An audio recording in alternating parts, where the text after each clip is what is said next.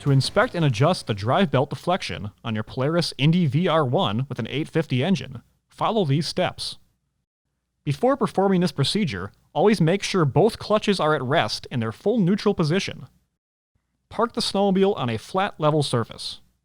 Remove the left side panel by turning the 3/4 turn latches.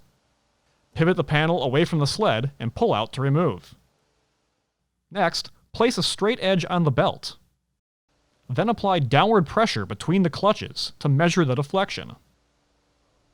If adjustment is needed, remove the clutch spreader tool and spread the panels apart as needed.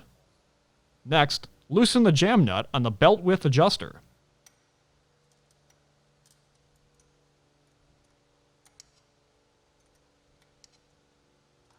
Then, turn the set screw inward to increase the distance between the sheaves, or outward to decrease the distance. Once deflection has been set, hold the set screw and lightly tighten the jam nut. Next, spread the clutch 1/2 inch. Then torque the jam nut the specification. Next, remove the straight edge. Then, remove the clutch spreader tool while spinning the belt clockwise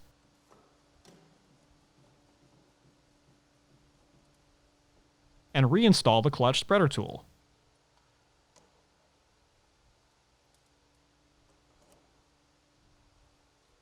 Recheck belt deflection once again, and repeat this process as needed.